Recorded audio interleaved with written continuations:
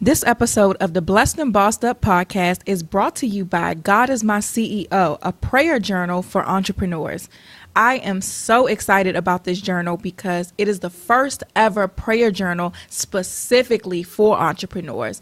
God gave me this idea a little over a month ago for me to create this journal for business owners. And I am just amazed with the response that it's gotten thus far. The people who've been able to pre-order it and download the virtual digital version and get started with growing that relationship with God and allowing God to be the CEO of their business.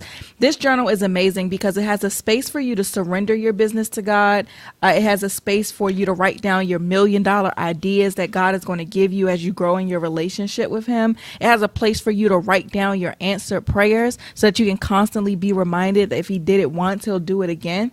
There's a section called I Feel But I Know. And in that section, it allows you to navigate the difficult feelings and sometimes just the very personal feelings of being an entrepreneur and relate that to what the scripture says so that you can be encouraged in those not so sexy parts of entrepreneurship. There's also a section for sermon notes. So if you guys are like me and you watch a lot of sermons online, or if you just attend church, there's a section for you to take notes in there as well. And then of course there are the journaling pages. So there's a morning and evening section for you to journal and spend time with God every single day.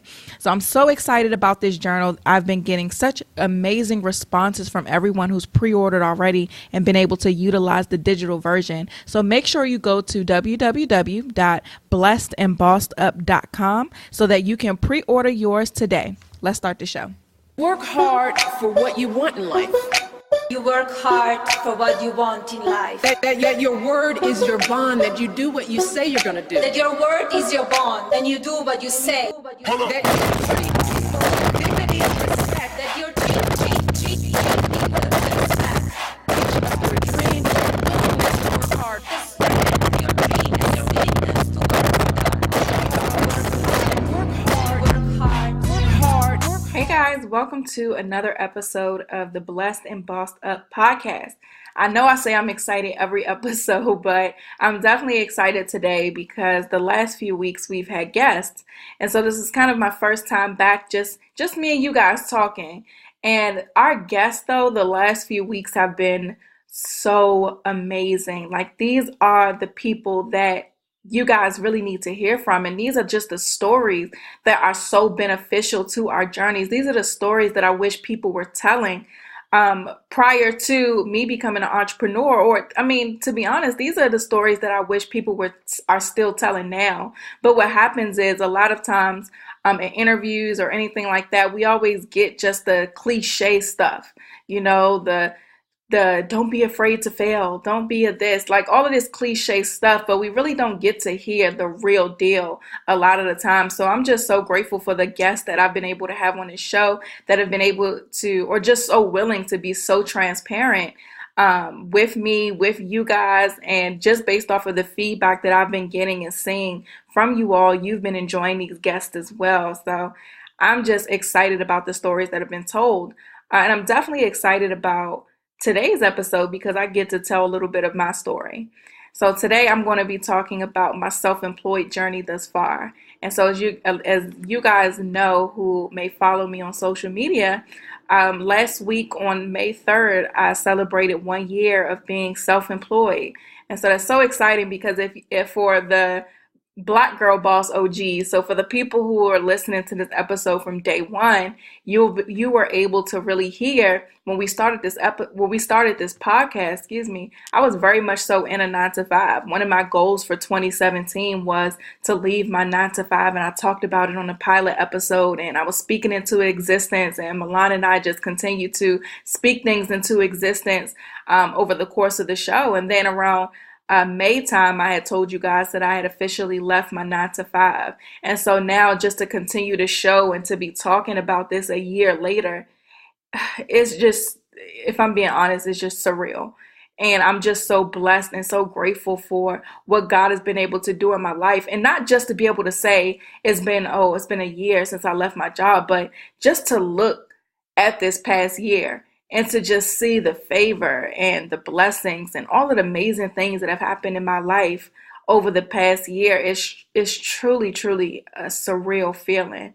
And I wish that a year ago, when I was literally just talking about this by faith and had no clue how I was going to ever become self-employed and had no clue what self-employment was like. Um, I wish I could have just gotten a peek into my life right now, but I'm just grateful for that, for God just blessing me and just everything that I've been able to go through and overcome over this last year. But for the sake of today's podcast, I do want to go over my journey, and not just to talk about it, but to share with you guys some things that I've learned through each phase of my journey thus far. I know a lot of you guys, when I posted on social media, were just congratulating me, which I appreciate. And we're just saying, oh, this is goals. This is going to be me one day. And so I never want to put myself in a position where I'm painting you a pretty fairy tale picture. I always want to be transparent. I always want to be vulnerable. And I always want to just keep it real with you guys about my journey. The not so pretty parts, the fun parts, the being able to travel and not ask for time off, but also the times where I'm cleaning buildings to pay for my business coach. Like, I want to tell you guys about all of those things. And so I'm really just going to start from the beginning. I know over the course of the last year and some change of doing this podcast, you guys have gotten to hear bits and pieces of my journey, but I really just want to start from the very, very, very beginning and share with you guys some lessons that I've learned over the past over a year, not just the past year of being self-employed, but just over the course of starting my business from day one. So, as many of you guys know, my very first business that I started was my youth program. I had knew that a part of my purpose was to impact teenage girls, specifically teenage girls who have gone through a lot of the things that I've gone through. So they may come from a troubled home, or they may suffer from low self-esteem, or they may have big dreams but doesn't know what that means, or they may feel like they're too young to do certain things. I wanted to work with those girls and kind of be not only a living example, but to teach them some practical tools on how to pretty much live their best life and overcome their current circumstances. And so when I decided to do that, I actually made the decision because it was prophesied to me that I was going to lead the youth. And so I was like, okay. And the youth program was something that was on my heart for a while, but fear stopped me from doing anything with it. And so when it was prophesied to me, it was kind of like confirmation that, yeah, this is something that you're going to be doing. And then in addition to that, not too long after that, the same pastor that had prophesied to me had asked me to create a youth program for the girls in the church. And so that required me to take some type of action.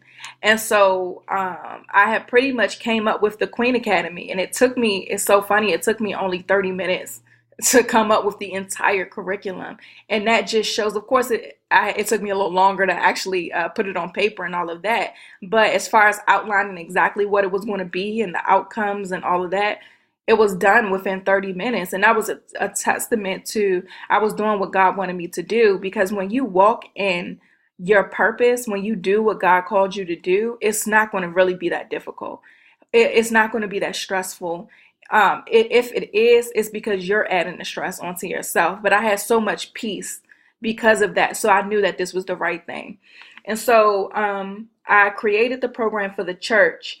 But then I realized, like, no, this isn't a program I'm creating for the church. I need to do this for myself. This is going to be my thing. And at the time, I was in my third job out of college. My first year out of college, I had 4 jobs. Literally a new quarter, I was at a new job because I just could not find the right position. And it wasn't until I got to my third position that I realized it's not the jobs, it's me. I'm not meant to do this. This whole thing, I have so much more to offer than any of these job descriptions allow me to do. So I know that this just can't be it for me. And so I knew that, but I just didn't know what was going to be that vehicle that took me out of that circumstance of having a 9-to-5 to not having a 9-to-5 anymore. And so when all of this was happening, as far as the Queen Academy goes, that's when I knew, like, okay, this is something. I don't know if this is going to be that thing that gets me to my big dream of living my best life, but this is something.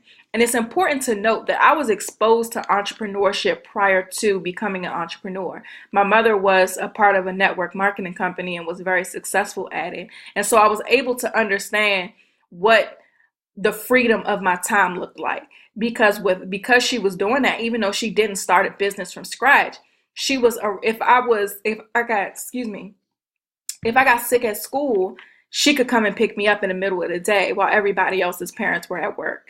If we wanted to go shopping or something like that, we didn't have to wait for her to put time off. We had the freedom to do whatever. And because she was so successful at it, I was young shopping at Saks Fifth Avenue and all of the eating at the best restaurants, and had all of this exposure to a different level of living. And so when I was in my 9 to 5 and just kind of developing or starting my life for myself, I knew better because I was exposed to different. I knew that I didn't have to be at a job for 9 to 5 and sitting in traffic and going somewhere that I hated every day, because I was exposed to what life was like when that wasn't a factor. So because I knew it was possible, I believe that it could one day be possible for me. And so that's pretty much where my confidence that I didn't have to, or I guess that's where the seed was planted, and knowing that everybody doesn't work 9 to 5. So I definitely truly thank God for that exposure at a young age.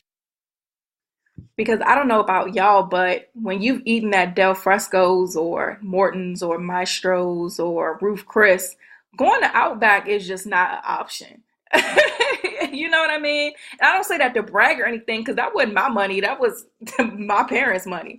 But that it was just living a lower level than what I was exposed to wasn't acceptable for me. My little $38,000 a year job wasn't acceptable to me, because me living in the projects wasn't acceptable to me, because I've lived in better.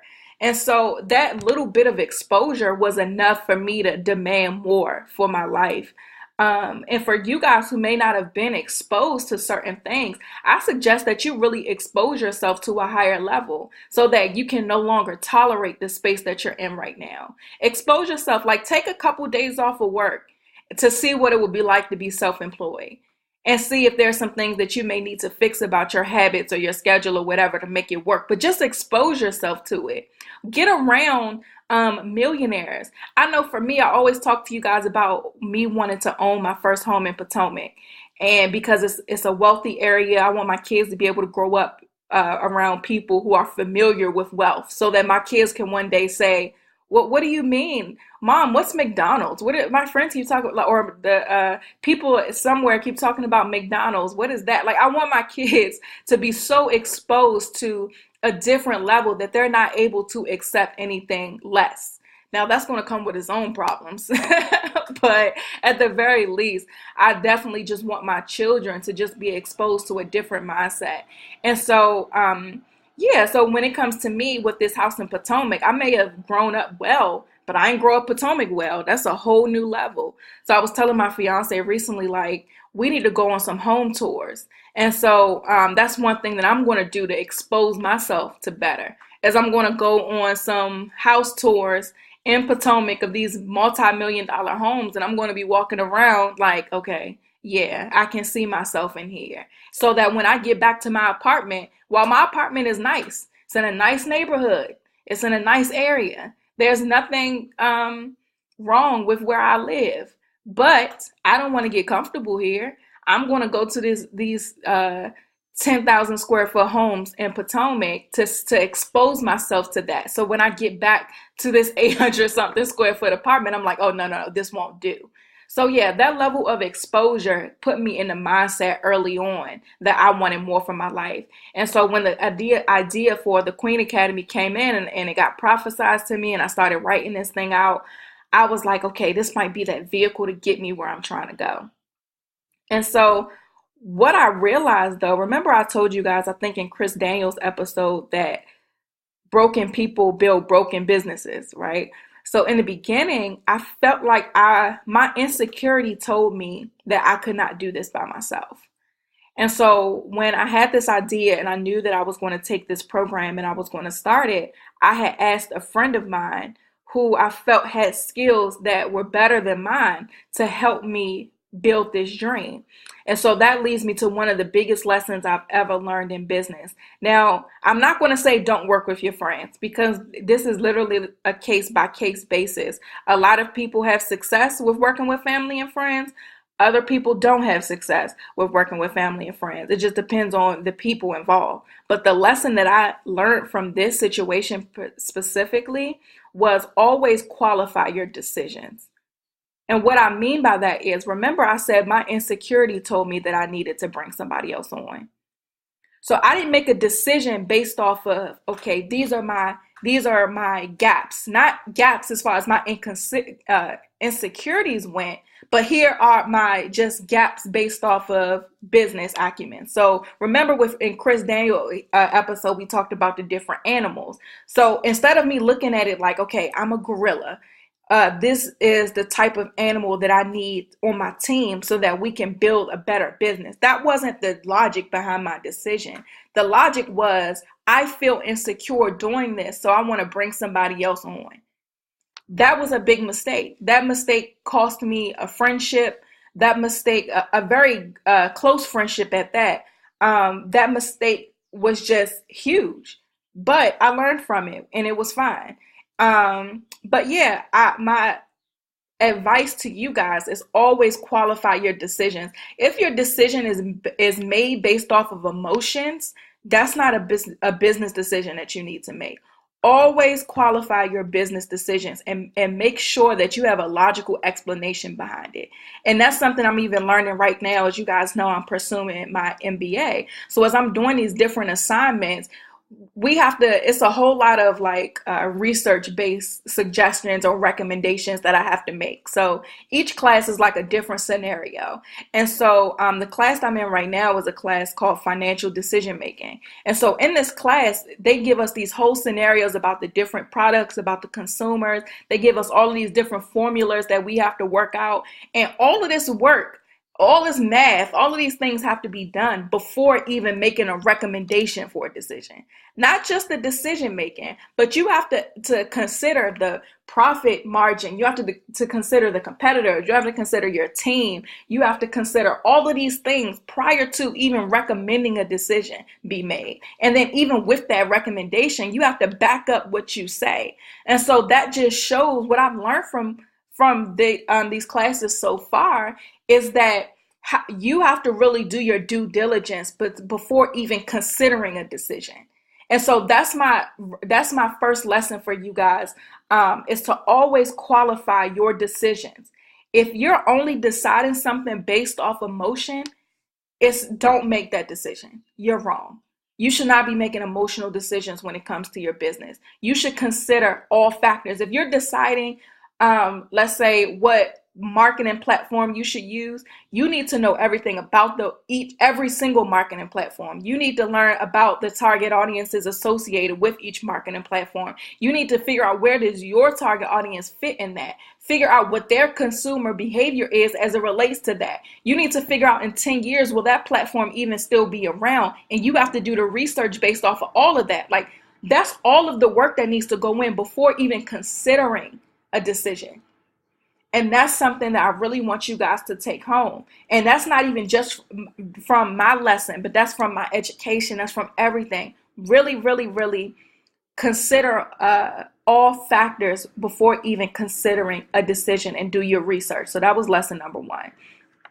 So I started the Queen Academy, and I formed it legally as a business in May of 2015. Look at God. I didn't even realize May was not only the anniversary of me leaving my 9-to-5, but also the anniversary of starting my business, or legally forming my business. I didn't even put 2 and 2 together until just now. Okay, cool. Shout out to May. But so yeah, in May, I legally formed my business. Now, to give context, at that time, I was at a job making $38,000 a year, living in the DC area, could not afford to live on my own, so I was living with my aunt, and I brought home $2,000 a month after taxes. Your girl ain't had no money. And so after paying the bills that I had minimal money to do anything else, but I still started my business.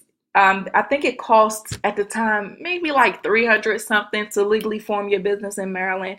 So I would just take the money from my paycheck and put it into my business. And so then after that, I decided to work on the branding aspect of my business because I knew that when I presented this youth program to parents and schools and things like that, I wanted them to feel like we've been around for a long time. Because I didn't want them to think, oh, she's young, she don't know what she's doing, she just started this. So I wanted to give the appeal and be so thorough as far as my branding and everything was that they would think that I've been doing this forever.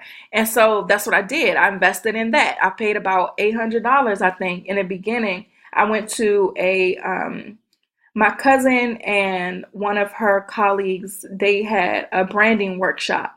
And just because she's my cousin don't mean it wasn't legit. Like, it was really dope.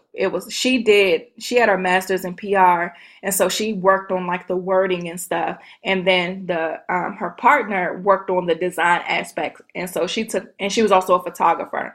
So she took my headshots, she did the logo, we did the website together. So I would know how to update the website and everything on my own after that. It was awesome. So I paid them and I did that. And so I was just pretty much using all the money that I made at my job, everything I can scrape together, I put into this business. I didn't want the excuse to be, I don't have any money to start my business. Money is way too easy to get for me to use that as an excuse for not to invest in my business. And the same thing for y'all. Money is way too easy to get, especially now, to not invest in your business. And a lot of y'all, the reason why you haven't started your business, or the excuse that you're telling yourself why your business isn't further along, is because of money. Money is never the right thing to stop you. You could drive Uber for money. You can buy something and sell it on eBay for money. You can get something from the dollar store and resell it online and make a profit for money. Money is way too easy to get for that to be an excuse. So I highly suggest for anybody that's using money as a reason why they can't start their business to really start looking at what you got. There was a point later on in my journey where I was trying to figure out how to pay for my business coach, where I literally looked at my apartment and was like, there's money in here and I'm going to find it. And I sold shoes, I sold clothes, I sold decorations. Like, literally, I had this cute little candle set with like a matching fruit bowl, sold that on eBay. Like, I sold so much stuff because I knew it. Like, I needed money, and I knew that I was going to find it in my apartment. And that's exactly what I did. I sold a bunch of stuff and I got the money that I had needed at that point. So money is really not ever an obstacle that you need to look at as a big deal, because money is way too easy to get. And if Uber was around back then, I would have totally driven Uber for the extra money. I would have probably did that before selling my stuff. But yeah, always never look at money as an obstacle for you pursuing your dreams, and always invest in your business and look at your job for what it is. They're an investor, and you may be looking at that position as if, oh, this is the thing that's stopping me from living my dream. No, it's the thing that's funding your dream. So it's so important for you to use the paycheck that you get for your job to invest in your business. And that's what I did. And I was only making $38,000. I wasn't making nothing. And that money always went into my business, and I was able to start my youth program. So I formed the business legally in May of 2015. I made a decision to launch it in January of 2016. Of 2016. I wanted to take that whole entire year to prepare for the launch. And that's something that a lot of people don't do. Always prepare for your launches. Don't just put something out and I'm not even going to go into that because I've talked about it enough over the course of this podcast. But yeah, so I prepared to launch the business in January. So what prepare looks like was I had got the branding done. I decided to look for some ways to get my program out there. At this point, I knew nothing about anything. I was pretty much figuring it out. And so I had a friend who volunteered with a youth program. And so I hit him up and I was like, hey, do you mind? I want to go to lunch. I'll take you to lunch or whatever. I just had a few questions about the youth program that you volunteer with. And he was like, yeah, sure. So I took him out to lunch and we were talking and I was just asking him questions about basically what they did, how it ran, stuff like that. And then asked him, well, do you mind if you put me in contact with the guy who owns it? And so he was like, yeah, sure. Now, this was the guy that I took to lunch. We already were cool. Like, we went to college together. It wasn't like somebody I just blindly reached out to. We already had a relationship. So, yeah. And so he said that, sure, I'll put you on with the guy. So I was like, oh, perfect. And so that leads me to my next lesson is find a mentor in your field and provide value before you ask them for anything. And so when he put me on with the person who runs it, I saw that they were having a conference coming up. And I said, oh, perfect. Are you guys looking for volunteers? And he was like, yeah. So then when he hooked me up with the guy who owned it, which is actually, yeah, y'all know him, Sadiq. Sadiq was on the episode about So You Want to Write a Book. So Sam, which is my friend, he put me on with Sadiq. So Sadiq was, and I asked Sadiq, were they looking for, I heard they were looking for volunteers or whatever for the conference. And he was like, yeah. So he put me in contact with his wife who was in charge of the volunteers. So I volunteered for the first conference and I was so excited because one, this was an opportunity for me to learn the inside of how this thing works. You know, I want to start this program. Remember, I have my little curriculum. I'm getting my branding together. I want to launch in the following January, but there's stuff I don't know that I need to learn.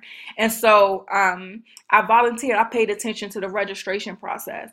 I asked questions. I was like, yeah, so how did you guys get all of these people here? I'm asking questions. It's casual questions. It's not like a whole really let me pick your brain session, but me just asking good questions in the midst of the moment. I learned so much. I'm paying attention to the title of each session. I'm talking to the people who are speaking. I'm paying attention to how things flow. I'm looking at every single thing that's going on and learning. This is all before I even asked anybody to pick their brain. This is before I even say, will you be a mentor to me or whatever. I just put myself in a situation to learn by providing value through volunteering.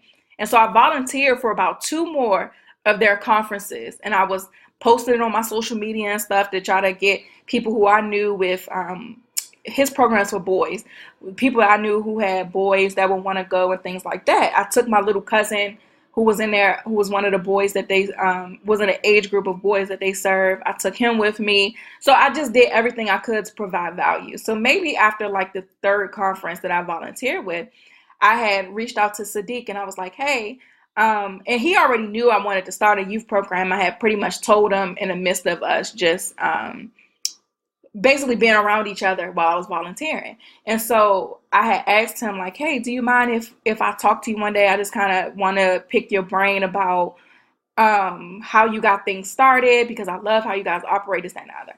So he was like, yeah, sure. And so we set up a call and I talked to him. I had all my questions ready and things like that. I had things that I took note of while I was volunteering so that I could ask him informed questions. So I'll be like, well, I noticed that you guys had 2 sessions going on and then you kind of switched with the guys. Well, why did you do that? Like asking real questions to understand the thought process behind things. And so through that, he really became like a mentor to me in the development and the implementation of my youth program. So then there were opportunities that came up where he may have been working with a school or something and they needed somebody to work with the girls and he'll call me. Or I may be working with the school or something and they needed somebody to work with the boys. So then I called him. We did things together. You know, it proved to be a very mutually beneficial partnership just based off of me providing value. And so that was a huge lesson for me early on, was to find a mentor in my field and provide value before asking them for anything. And that's something I really want you guys to take, because a lot of people, they even ask me questions about my journey and things like that. And I'm nice, so I answer as much as I can, but nobody really comes to me and be like, hey, Tatum, do you need help with anything?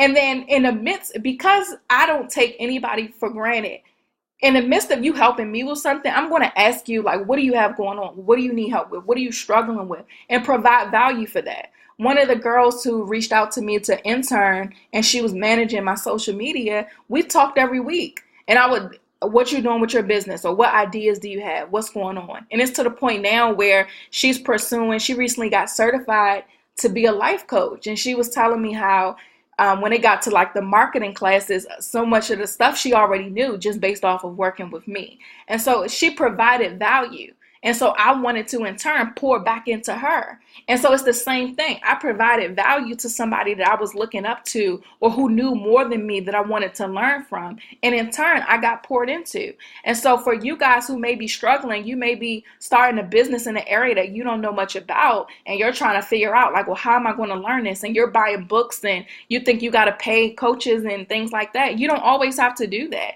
Find a mentor and just provide value. People, here's a little key about people. People love talking about themselves.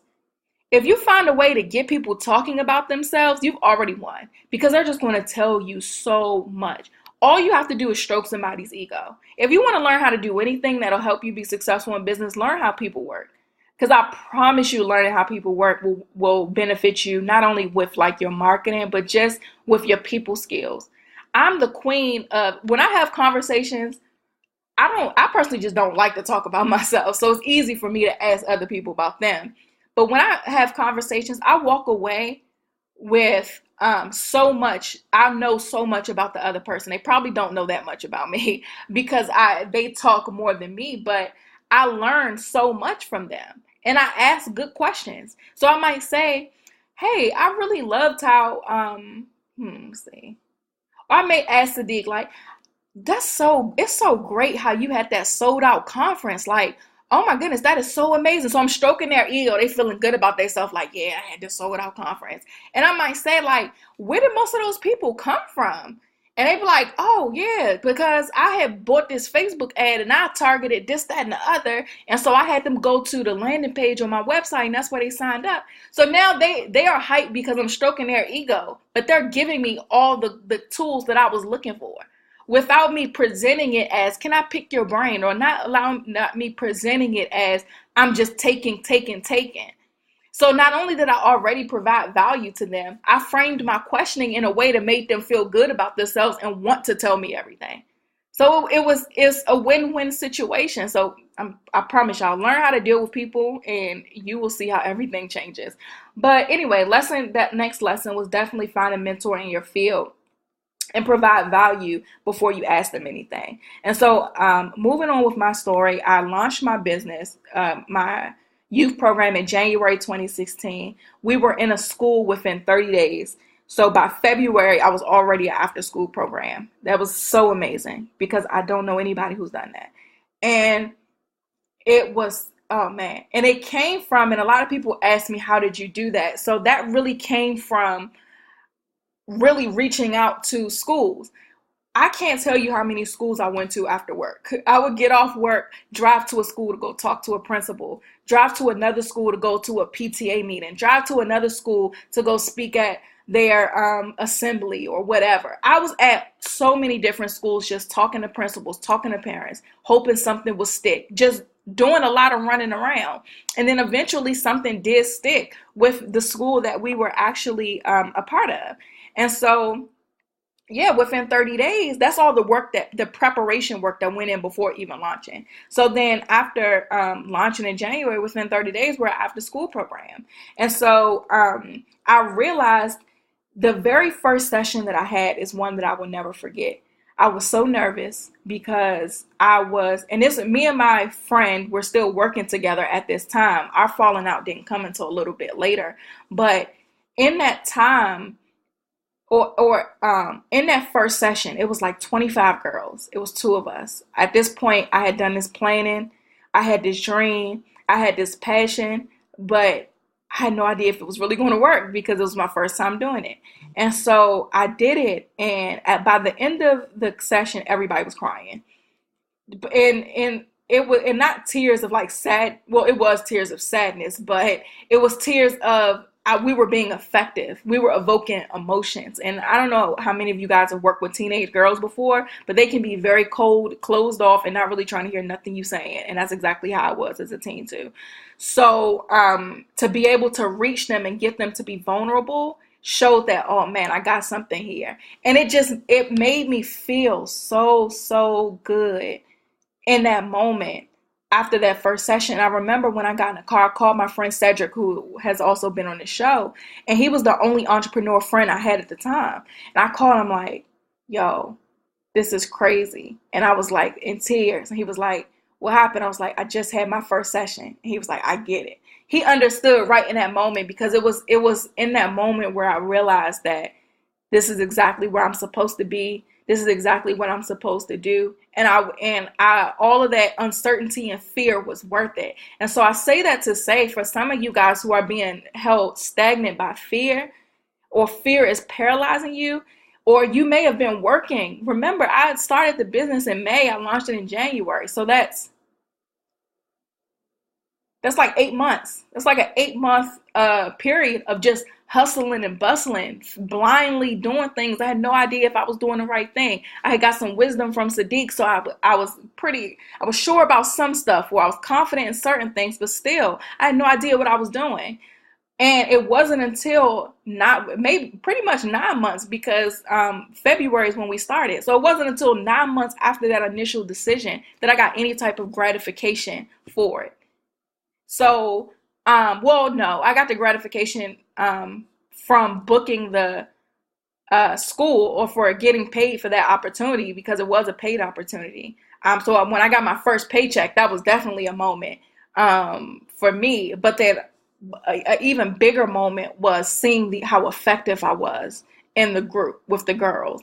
And so for a lot of you guys who are being held stagnant by fear, or who may feel like you're doing all of these things without there being no end in sight, or you're not getting that gratification yet, I encourage you to really just keep pushing, because the only failure is when you stop. The only guaranteed failure is when you stop and when you give up. So I truly encourage you to keep going, to keep chasing that thing that made you start in the first place. I had to keep reminding myself why I was doing it. I had to keep looking at 17-year-old Tatum and realizing how broken she was. And even looking at the time I was 23, even looking at 23-year-old Tatum and seeing how broken she still was, but how far she had came from teenager Tatum.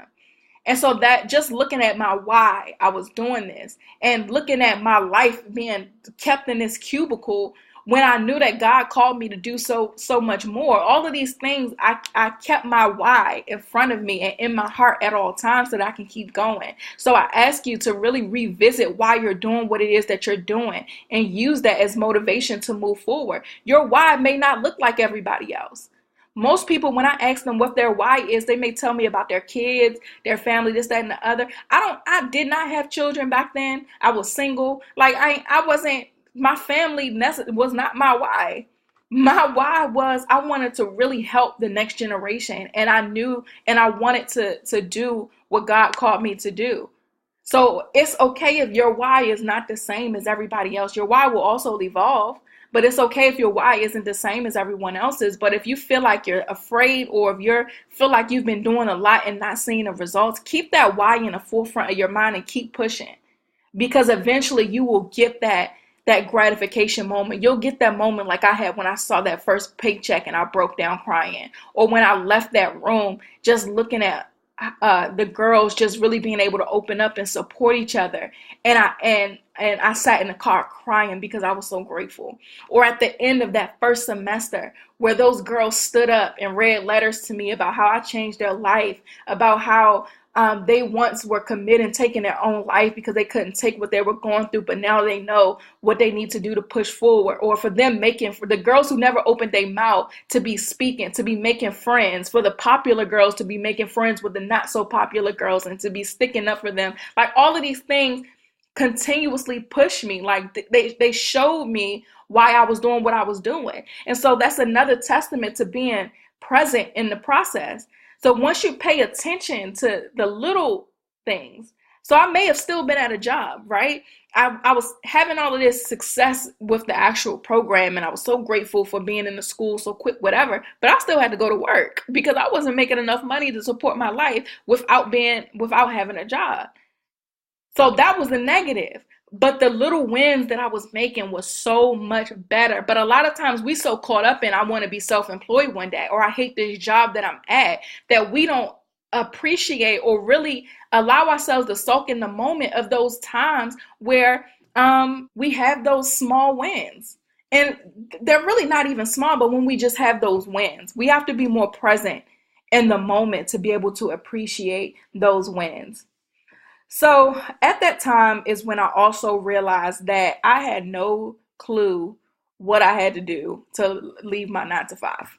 I was in a position where I had got my programs in the school. We were effective. I was excited. But what does that mean for me to leave my job? Because I'm getting a check from this, but the check ain't a type of money, that I need to leave my job, and definitely not the type of money that I need to build the lifestyle that I want. And so that's when I decided to hire a business coach. Now, I want to talk in this moment a little bit about understanding who to invest in. A lot of people ask me all the time, when do I know it's time to hire a business coach? Now, that's 100% up to you to decide. I decided at that point that I just didn't know what I didn't know. And I didn't want to have to touch the stove to know that it's hot. If somebody was already self-employed for a certain period of time and they had a track record of duplicating that in other people, I'm with it. So that's when I decided to hire a business coach. And that's when I hired Raven. And I started working with her because her program was specifically taking people from employee to full-time entrepreneur.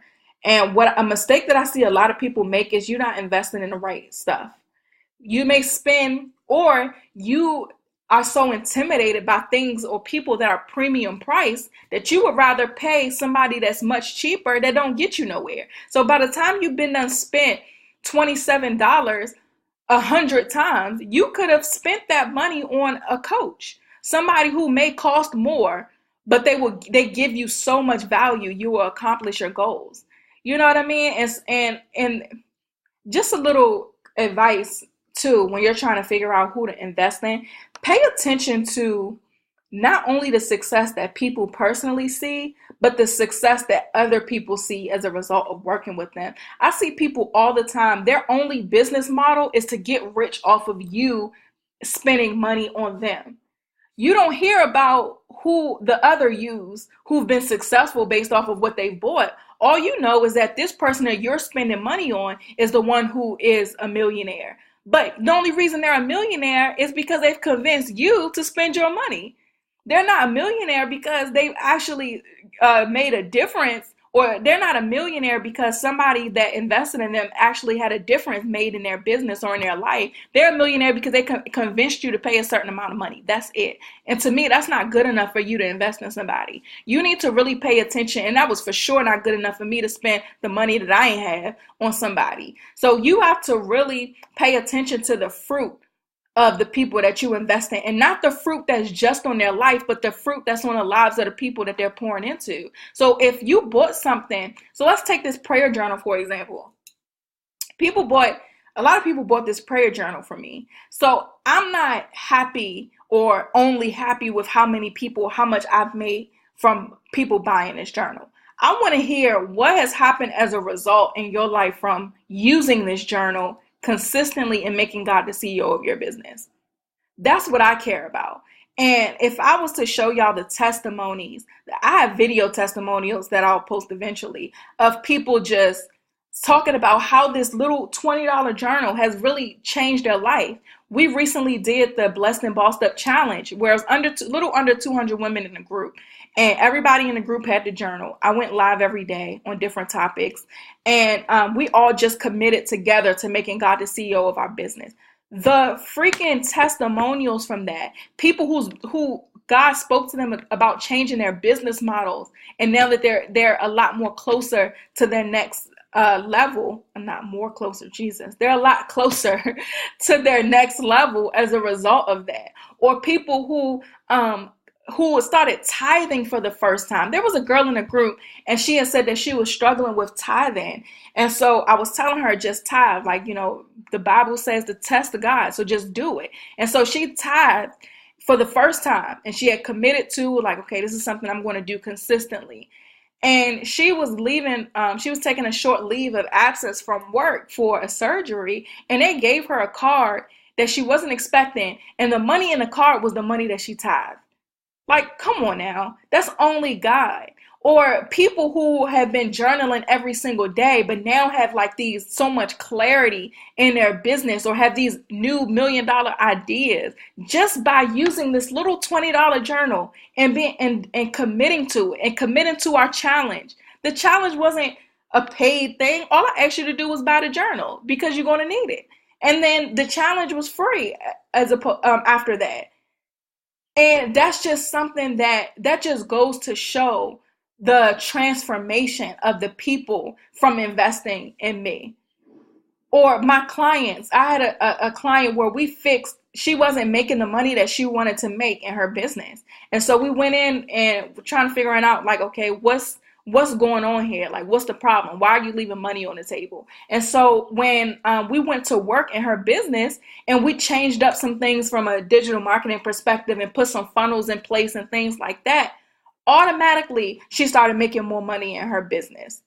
But what happens is when we are new entrepreneurs and we're so ambitious and we want our business to be successful, we don't qualify our decisions. That goes right back to lesson number 1. We have to really go and make sure we do enough research to be sure that we're investing in what we need to invest in. Because I can tell you one thing, investing in getting 100,000 followers on social media is not going to grow your business. I can tell you that for sure, because all you're going to do is have more eyes on something that don't work, or more people who ain't buying your stuff, because you're not investing in what needs to be invested in. And so for me in that beginning, I was like, okay, it's time for me to hire a coach, because I don't know the information I need to know in order to go from employee to full-time entrepreneur. And I also am not about to just be out here wasting money on anybody buying anything, or only paying $20 for something thinking that's going to make me a full-time entrepreneur. And it's not. I need to invest my money in something that's going to really get me there. So in search for the perfect person to hire, I came across Raven, and that's who I ended up working with, because her success stories spoke for themselves. I didn't need to know how much money was in her bank account, because the people who were a product of what she had to offer were in positions that I wanted to be in. And so now, thank God, I'm one of her success stories too. But I just wanted to make sure that where I was investing my money was going to be the right thing. And I wanted to talk about that for a second, because a lot of you guys, like I said, are investing money on things that don't matter, or are trying to take the cheap way out, when sometimes you got to pay a little bit more if you want somebody who really knows what they're talking about to pour into you and really help you reach your goals. So at that point in my journey, like I said, I was in the school doing good. I was preparing to host boot camps outside of just the school, but I needed more guidance or wisdom to really make this thing my full-time gig. And so I hired Raven, and that was a 9-month program, so I went on with that. Now, that leads me to my next lesson, is you have to at all times operate with the big picture in mind. And especially in the beginning of starting a business, there's just so much to do. There's so much you don't know. There's so much that people are telling you that you should do. Like, it's just so much that you can easily get lost in the sauce. You can get caught up in comparing yourself to people. You can get caught up in being sad that you feel like you should be farther along than where you are at that moment. There's so much for you to get caught up in, and you don't know if you're making the right decision a lot of times. And so that leads me to the third lesson of operate with the big picture in mind at all times. And so for me, what that looked like was I wrote out my resignation letter, and I printed it out. I put it on my wall next to my vision board. And every day before I went to work, I read that letter. I went to work with a great attitude. I went to work with the mindset of, I'm just going to use this as my investor for my business. Everybody at work loved me. I did a great job. I wasn't one of those terrible employees, because I definitely believe in karma. I don't want to have terrible employees one day. So I was just a pleasant person at work and a pleasant person to work with. But I still had the end in mind. And so because there was so much going on with my business and all the new things I was learning by hiring a business coach. Like, it was a lot. So in order for me to not lose my mind, I had to operate with the big picture. And so that's why I printed out that resignation letter and I read it every single day. I had started my prayer journal and I was writing in my journal that I was believing in God for this thing. And so whenever something came up, let's say if it was a decision that I had to make in my business, I operated with the big picture. It was, is this going to help me get to full-time entrepreneurship? If the answer was no, I'm not doing it. Is this going to help me get to my goal? If the answer was no, I'm not doing it. So hiring a business coach, is this going to help me get to my goal? Yes. So I'm going to hire her. Hanging out with my friends, is this going to help me get to my goal? Because I was tunnel vision at that time. I don't have time for anything else because I'm working towards leaving my job.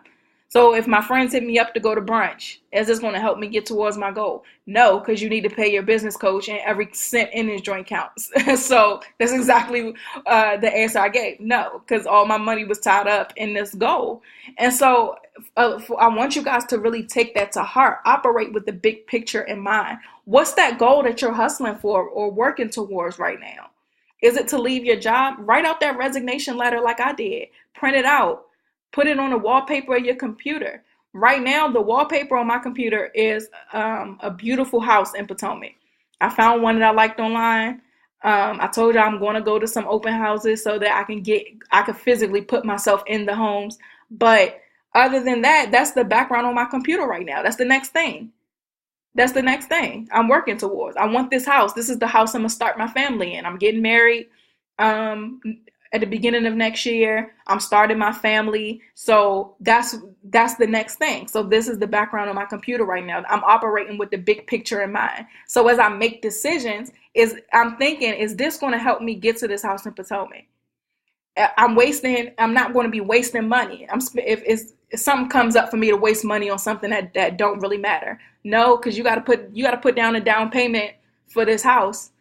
You're not about to be house poor. Y'all not about to have this big old house and ain't have no furniture. So you're not about to have a house that's 100% financed either, because you're not about to have no negative net worth out here in these streets. So you're going to have to save that money for this down payment. Like, this is the mindset now. And so the mindset changed. The big picture changes. So it's important, like I said, to operate with the big picture in mind so you know what you're working towards. And figure out what that is for you. Like I said, if it's leaving your 9 to 5, write out that resignation letter. Is it to own your first home? Find that home that you want. Go to that home and walk around. Expose yourself to it. Go hang out in the neighborhood.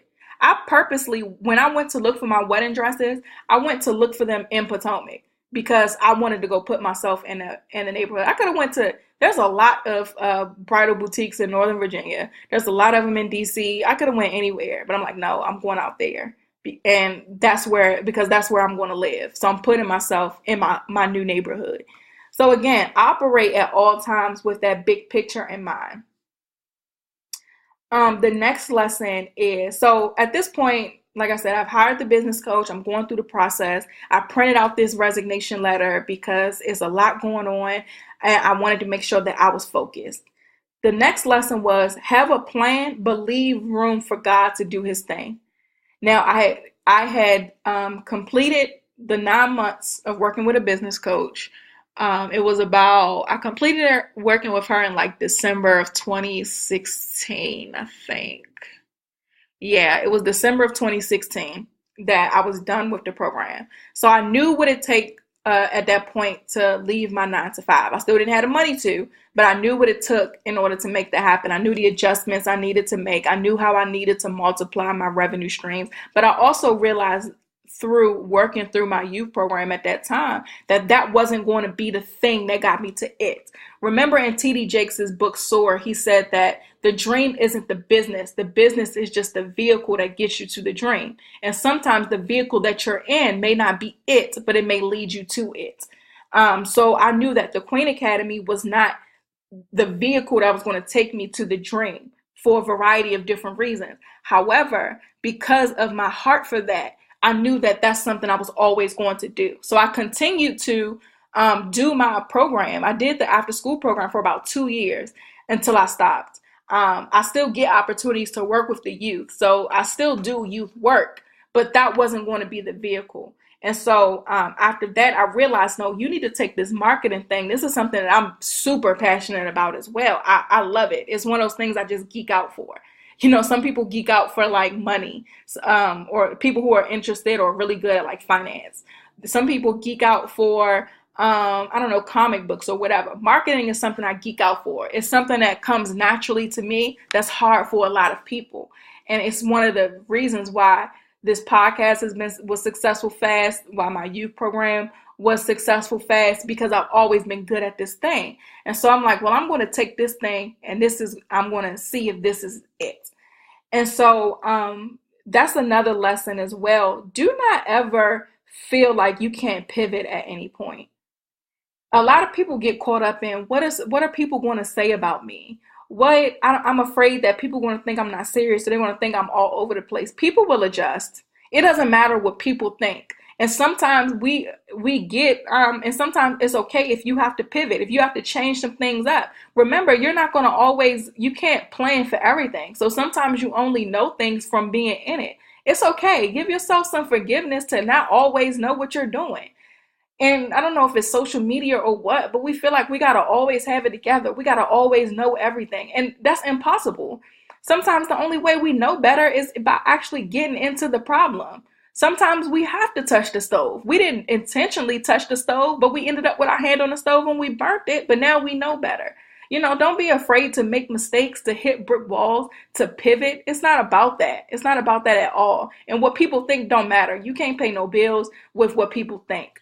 It's all about you walking on that path of what God called you to do, or you walking on that path of building that successful business, and you just going about your journey. F what everybody thinks. It's about you going about your journey. And for as long as you're still on it, you're doing the right thing. The only time you fail is when you get off of it, is when you quit and when you give up. Nevertheless, that's when I decided I'm going to start with the marketing consultant. I'm going to still do the youth program, but I want to do the marketing consultant as my main thing, the vehicle that's going to get me out this job.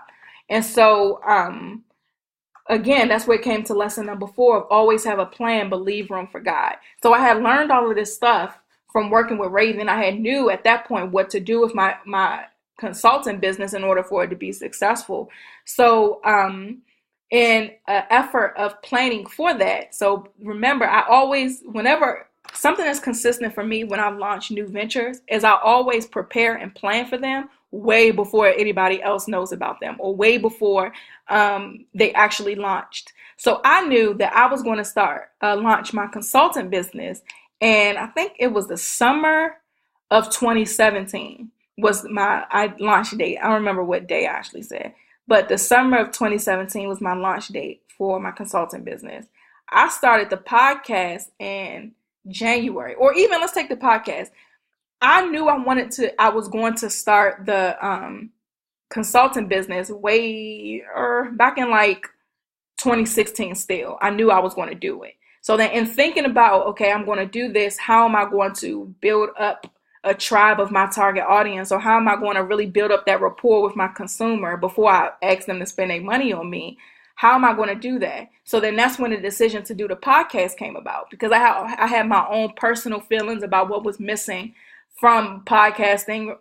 Remember, I told you guys I felt like not enough people talked about the journey of entrepreneurship. Too many people talked about just being successful and gave you some surface level keys to be successful.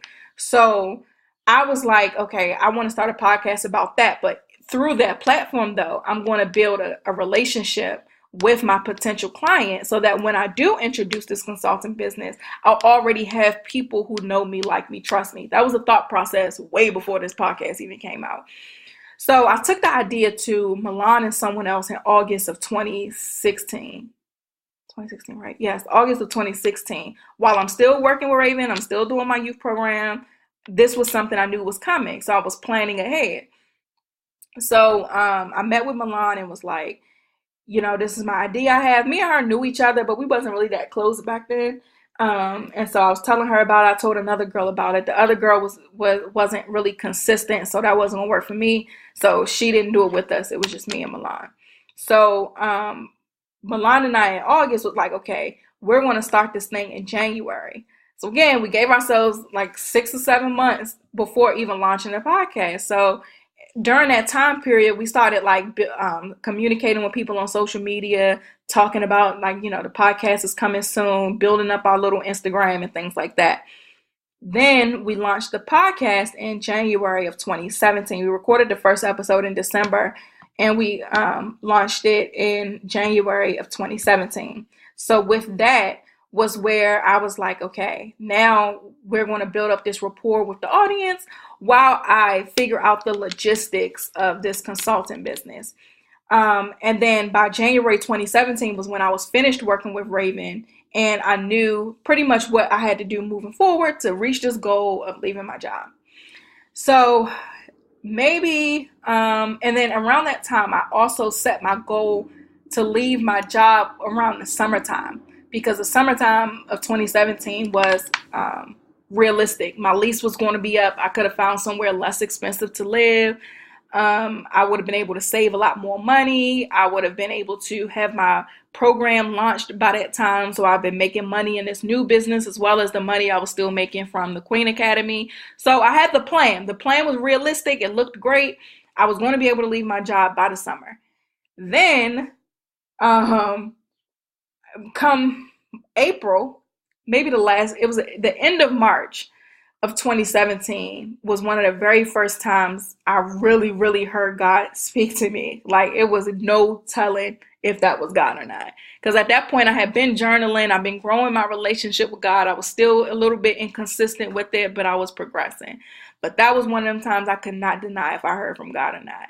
And I was at an event, I was speaking, and I stuck around after the event, and I just heard God say, it's time. And I knew exactly what he was talking about. And I instantly got nervous. Now, yeah, this had been a goal. Yeah, I had written out my resignation letter. Yeah, I had done all of these things to where this is what I was working towards. So I should have been happy, but I was scared because I wasn't ready yet. My plan was in the summertime, but I was growing my relationship with God. So I knew that I had to leave room for him in the midst of my plans. And so once I heard it's time, I was like, oh man, I guess I got to leave now.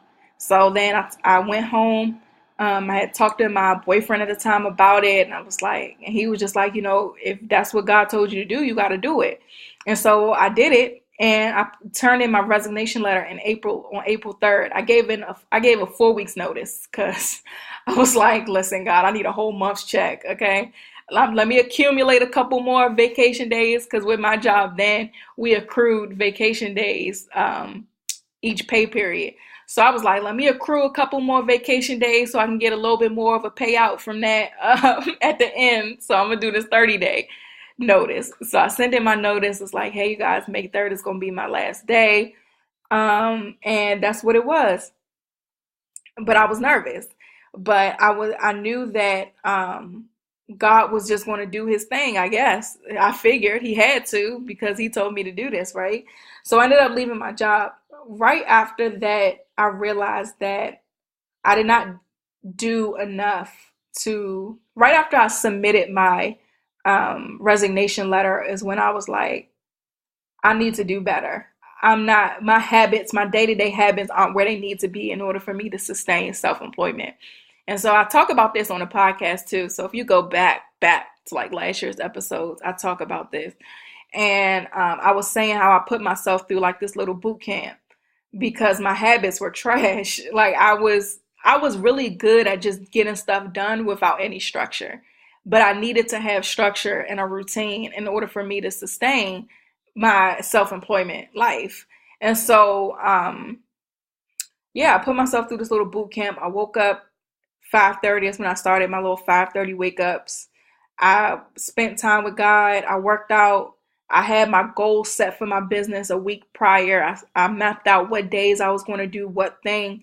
I was just on a very strict schedule for about 30 days to kind of get myself in the groove of managing my time without having a job. Because when you have a 9 to 5, you have more freedom.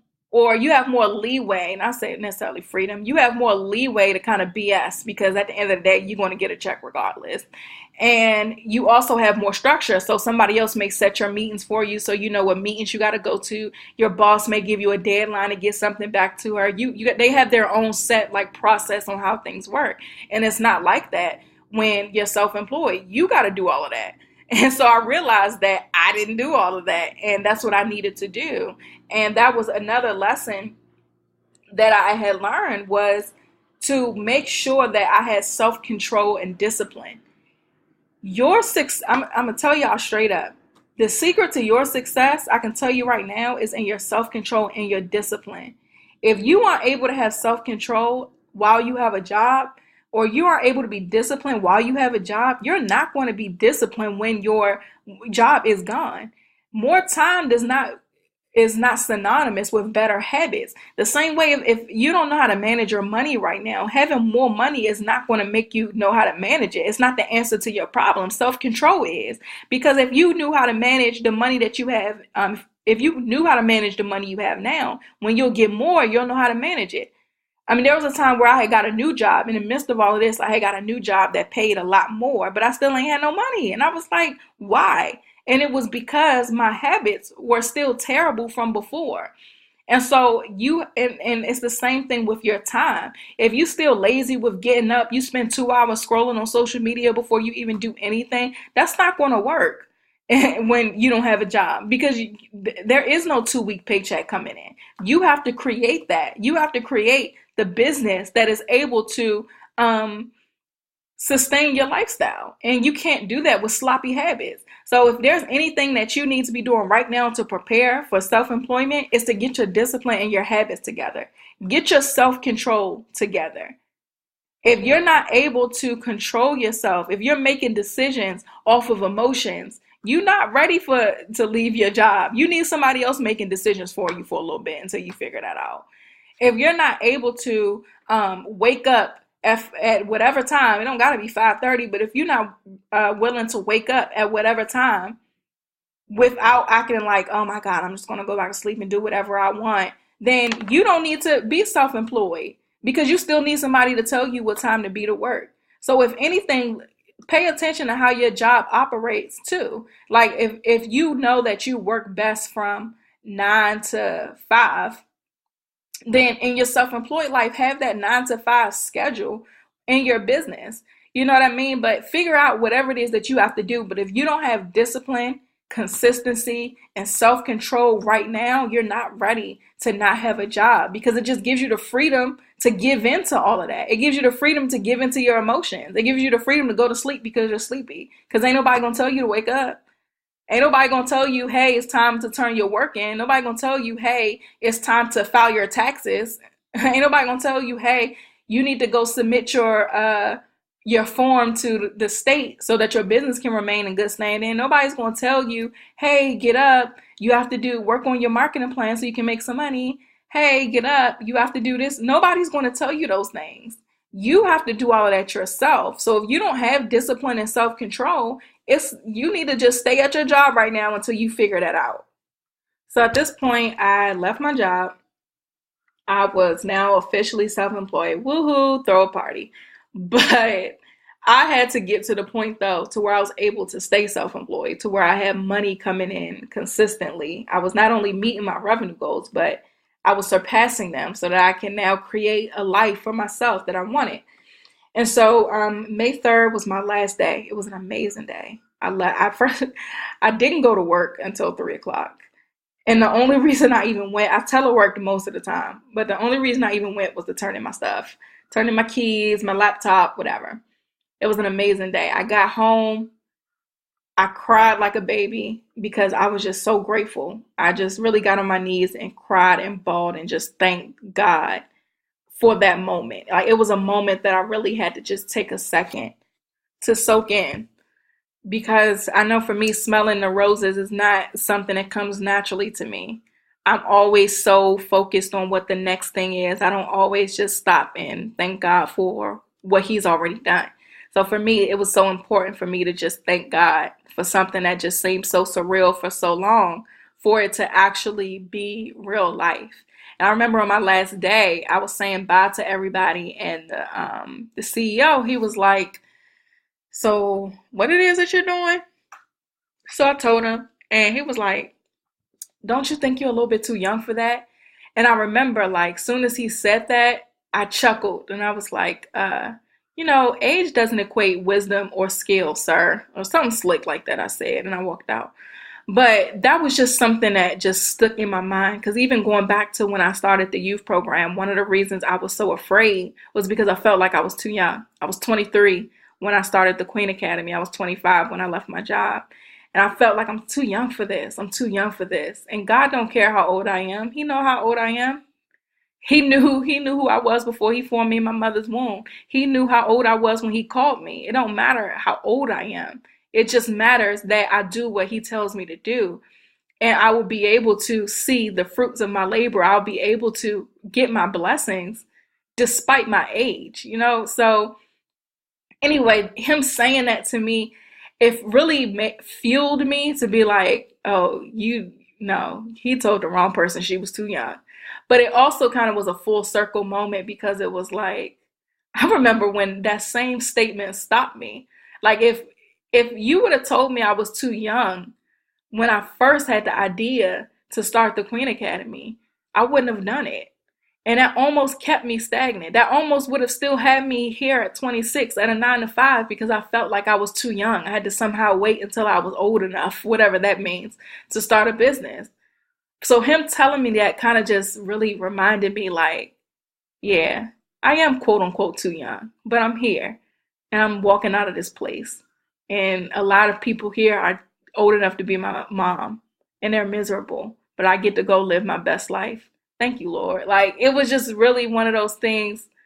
It stuck with me. I ain't gonna lie. That comment really, really stuck with me, and I don't think I'll ever forget that comment. But anyway, so I walked out of my job that day, and then I bawled my eyes out because I was just so grateful. But then I had no idea what was to come. I had stepped out on faith. That was truly a leap of faith, because that my plan was to leave my job in the summer. But because God saw fit for me to leave at that moment, I left. And so I had no idea what the next year will hold for me. And that the next year just consists of the biggest lesson I've ever learned in business, is that God is a better CEO than I will ever be. And I talk about this every podcast, so I'm not going to go into too much detail. But in those moments was of me just really looking to God, like, what do you want me to do? I've been doing this. You told me to leave my job. When I left my job, I didn't get my first client until August. Now that may not sound like a long time. May, June, July, about a 90-day period, right? It makes not seem like that long.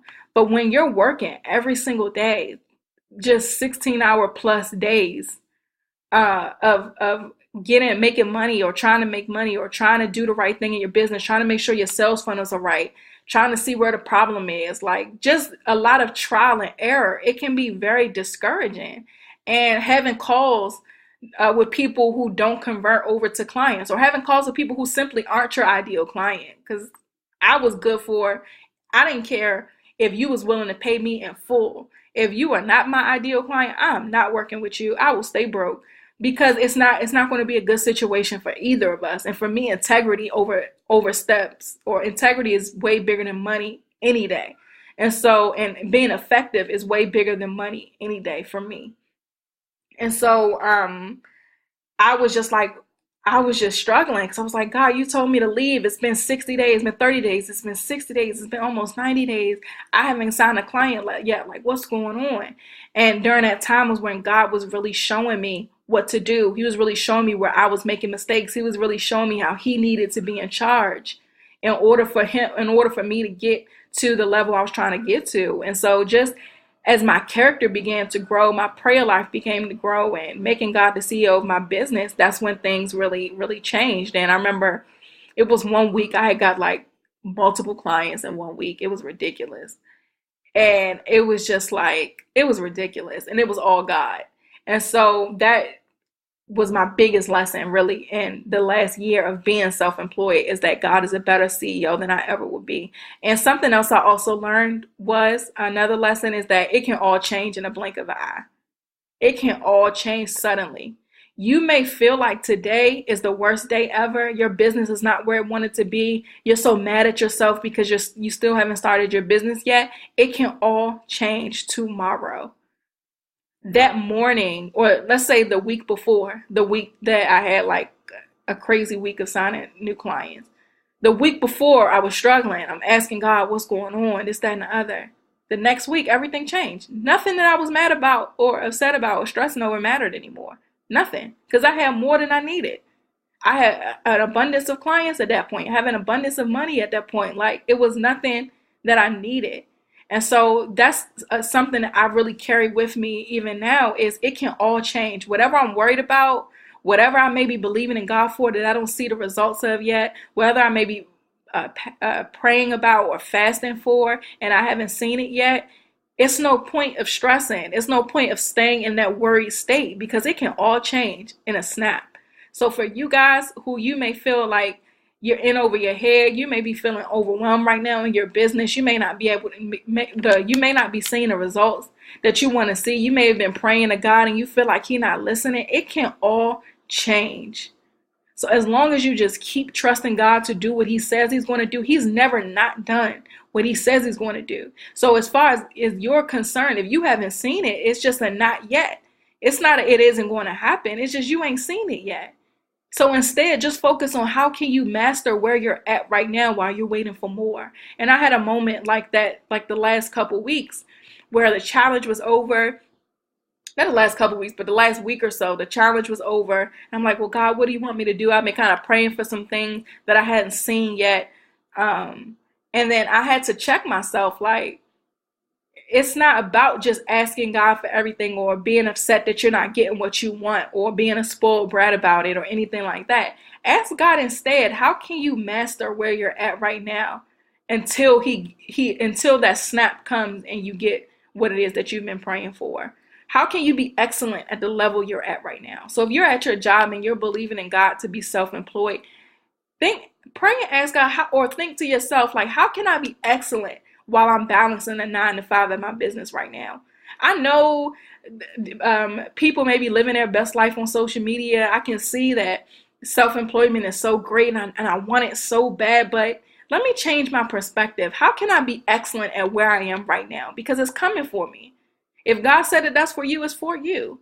You don't got to worry about if it's going to come or not. You know it is. It's just a matter of when. So in the meantime, how can you be excellent where you're at right now and master the level that you are while you wait for Him to elevate you? So that's one of my biggest lessons, is it can all change at the snap of a finger. It can all change in a blink of an eye. So I need to, instead focusing on anticipating it, I need to focus on how can I be excellent at the level that I'm at right now. A couple business lessons, and then I'm going to stop rapping. I feel like I've been talking for a long time. A couple of lessons, business lessons that I've learned from myself as well as people that I've worked with over the last year is, number one, is building a rapport with your audience before selling your stuff is a necessity. The reason why you keep putting up stuff for sale and nobody's buying it and you think it's the stuff or the price or you need to put up more stuff is because you haven't built up enough trust with your audience. So instead of figuring out how can I make money right now, figure out how you can add value for the people that you're asking them for their money. And I've met a lot of people who I've worked with them on their business and they're like, well, how can I make money right now? You can't. I don't want to tell them that they can't, but I always just like, it's unlikely. You're not going to just you might make a couple dollars. Like, your family and friends may buy some stuff to put a couple dollars in your pocket. But the better use of your time is not to figure out how I can make money right now. Because if you do everything for money, you're going to always be controlled by it. Money is the root of all evil. Do not be controlled by money ever. So if you're only focusing on how am I going to make this money, you already lost. So you might as well just go ahead and do something else for some quick coins. But building a business that's going to actually last, focusing on money is not what you need to do. Instead, in the very beginning, you need to focus on building a rapport with your audience. And I always suggest, because it's sometimes cliche, or sometimes people be like, no, Tatum, I've been working for 6 months on this business. I need to make some money. So what I would suggest you do is, while you're working on that business for those 6 months, at the same time, start building rapport for your audience. That's what I did.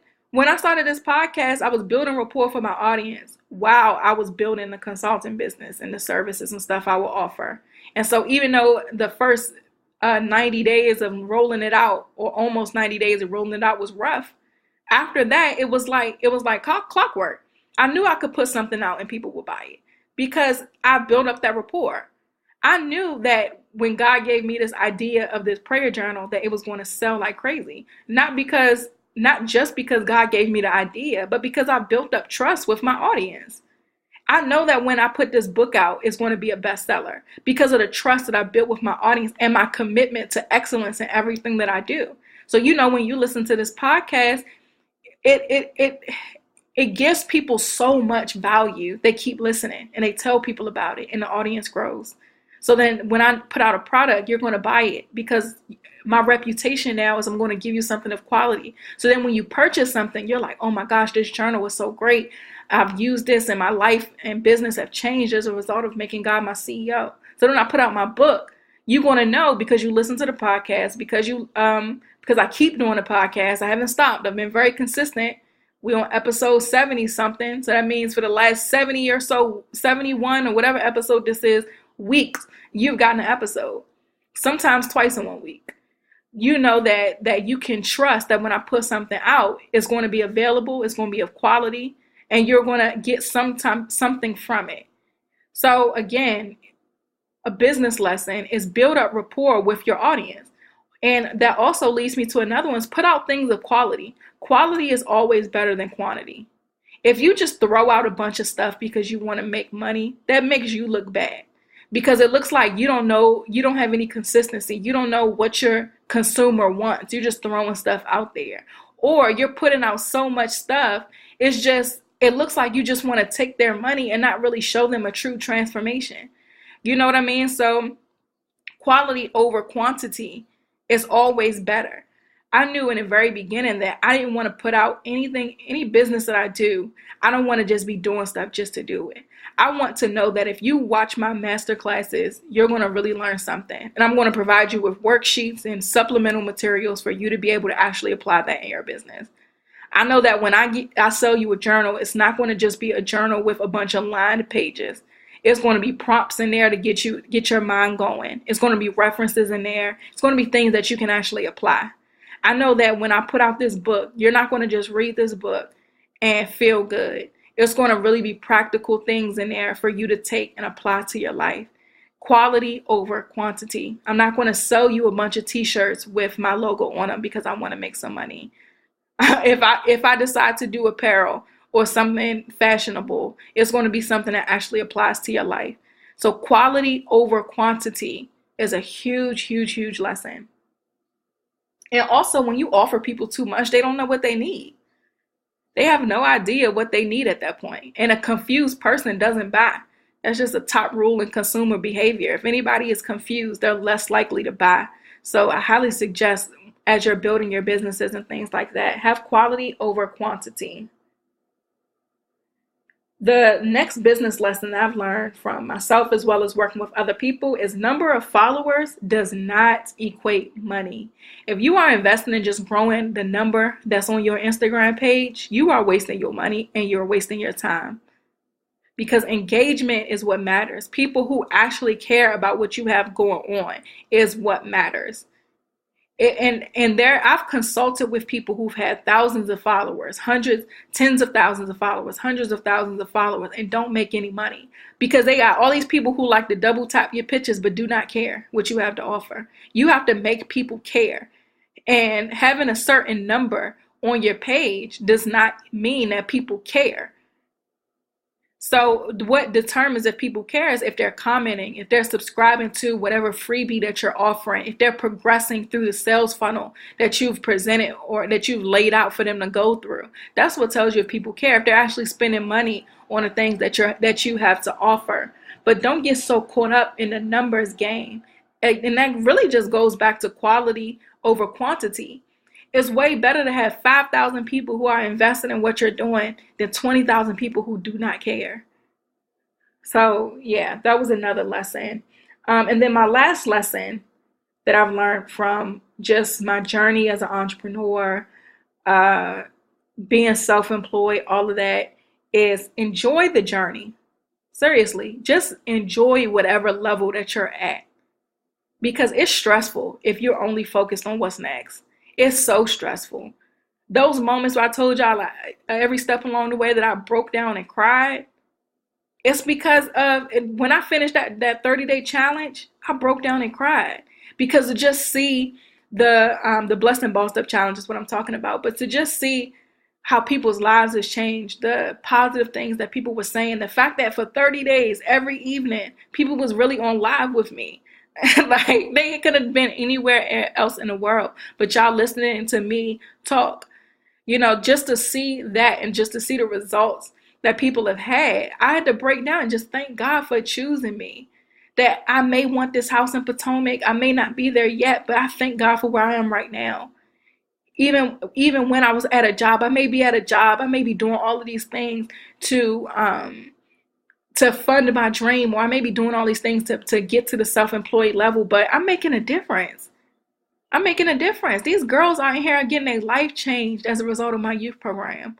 Or these women are making more money in their business as a result of investing in me. I may not be where I want to be, but right here is pretty good still. So for you guys that may be struggling, or you may be so focused on the next level, enjoy where you're at right now. Like I said, I may not have that house in Potomac. I may not be a millionaire yet, but I get to wake up every single day and do what God called me to do. I get to wake up every single day and live life on my own terms. My life means something as a result of me doing what God called me to do. Thousands of people listen to this show all over the world, places I might not even ever go, listen to this show as a result of me just doing what God called me to do. So I enjoy the moment. The moment is great, no matter where you're at. It doesn't matter what anybody else's social media says. It doesn't matter what your vision board says. You work towards those things, but also enjoy where you're at right now, because it's the only time you're going to be here. I enjoyed, that's a lie. I didn't enjoy it that much, but I found reasons to enjoy the moments of still having a 9 to 5. I may not have liked it. I may not have enjoyed going to work every day, but I found little reasons to, because I'll never know. I will never go back to having a job unless I want to, or God tells me to. I will never have to. Well, if God tells me to, I'll have to, but you know what I mean. I'll never financially be in a position where I have to get a job to make ends meet. So that moment, there was so much growth and character building that had to happen in those moments in order for me to be here. Even now, there's so much more God has in store for me, but I'm enjoying where I'm at right now. So I encourage you guys to do the same thing. That's my biggest lesson of just looking back over the last few years of entrepreneurship, over the last year of being self-employed. To recap the lessons, they were: always qualify your decisions, find a mentor in your field and provide value before you ask them for anything. Operate with the big picture in mind. Always have a plan, but leave room for God. What else I have on here? Build a rapport with your audience before selling them stuff and asking for their money. God is a better CEO than you will ever be. Self-control and discipline will make or break you. Number of followers/listeners do not equate money. Quality over quantity. And last but very much so not least, enjoy the moment. Thanks, guys. That wraps up another episode of the Blessed and Bossed Up podcast. I love you guys. I will talk to you next week.